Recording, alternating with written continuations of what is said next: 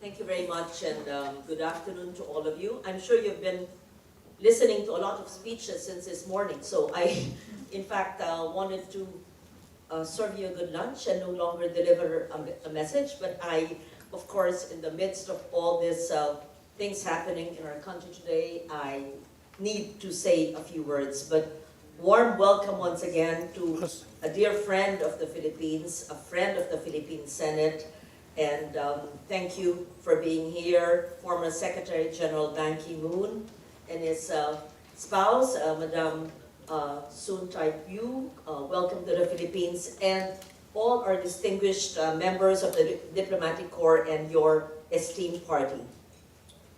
You come at a very important time when our country is faced with these natural hazards. We welcome again Stanford. Thank you to the UP Asia Center and the partner institutions for bringing us together today. It is my honor to host this luncheon and welcome you all to Manila for this Trans-Pacific Sustainability Dialogue. When Secretary General Ban visited the Senate last year, I had the joy of welcoming him and Madame Yoo to my home. Over laing, bagnet, tinolang, manok, and halo-halo, we were reminded that the best policy conversations happen over shared meals. Today, we gather in that same spirit of candor, respect, and shared purpose. Secretary General Ban, your leadership, championing the Sustainable Development Goals to guiding the Paris Agreement, has shown us all that even complex global challenges can be met through empathy and collective resolve. The Resolution 929, which I had the honor to sponsor last year, was our modest tribute to you, a leader who has built bridges of cooperation across continents. The urgency of this dialogue is not abstract. It is lived reality for our people. As you know, in recent days, and up to now, Typhoons Tino and Uwan have tested the strength of our cities and our people once more. Tino claimed 204 lives and affected 3.7 million people. Ongoing report states that Uwan has left several dead and displaced over 800,000 people. Hard-hit Cebu and Negros recorded 141 fatalities. And these tragedies come barely 2 months after a 6.9 magnitude earthquake struck the same province, claiming 79 lives. Nature has been speaking to us clearly. Our urban growth has outpaced our safeguards.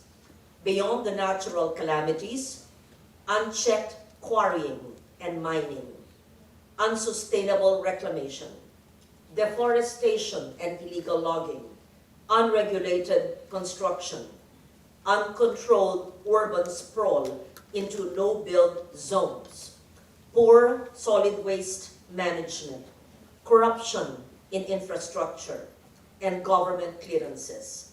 All these and more have eroded the very foundations of safety and sustainability, ignoring nature-based solutions.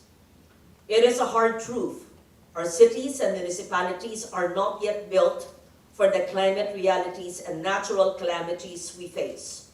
The most painful part is seeing people watch as their lives, hard-earned homes, and livelihoods are swept away by floods or reduced to rubble, losses that no number of government relief can replace. Despite this, we press on, guided by the belief that sound laws and collective action can still shape a safer and more caring future for our cities. In this present Senate, we are advancing measures that realize the vision of SDG 11, Sustainable Cities and Communities Goal, its linkages to our broader climate and development goals. At the foundation of these efforts is a newly enacted law that I'm proud to report to you that I principally authored and fought hard for, that's the Philippine Ecosystem and Natural Capital Accounting System, enacted in the last Congress It embeds ecosystem values into national and local planning and budgeting, linking economic progress with ecological balance. Building on this foundation, we are now pursuing legislation that strengthens urban resilience and livability. What are the pending bills or the enacted laws that we've already done? The Sustainable Cities and Communities Bills. It aligns housing, transport, land use, infrastructure, environmental policies across all of government. The Clean Gateway Cities Bill institutionalizes a cleanliness audit and a scorecard system to ensure well-maintained and accessible public spaces. The Urban Walkability and Safe Pathway Standards Bill mandates pedestrian and bike infrastructure in new roads and bridges, promoting human-centered mobility. The Government Shift Bill requires at least 10% of government vehicles to be electric or hybrid by 2030. The Noise Pollution Control and Abatement Bill addresses urban noise as a public health and livability issue. Complementing these are measures that extend the same principle of resilience from cities to coasts. The Blue Economy Bill, which I authored, which is also a priority of the President, that will safeguard our oceans, sustain livelihoods, integrate coastal resilience into development. The Low Carbon Economy Bill puts a price on carbon, driving industries towards decarbonization, financing a just transition. The Philippine Circular Economy Promotion Bill keeps materials in use, cuts waste, creates green jobs. The Plastic Tax Bill curbs single-use plastics, generating funds for waste management and ecosystem restoration. And the National Coastal Greenbelt Bill restores our mangroves and beach forests as living shields against storm surges and erosion. And I believe that the best flood control is nurturing nature by protecting our forests and our mangrove ecosystems as well. Together, these measures form a legislative blueprint for sustainable, resilient, and inclusive development from our cities to the seas. This is the work of building a future that endures. It is not easy. It cannot be done by government alone. It demands the same values that you, Secretary General Ban, have long embodied: cooperation, compassion, and courage in the face of complexity.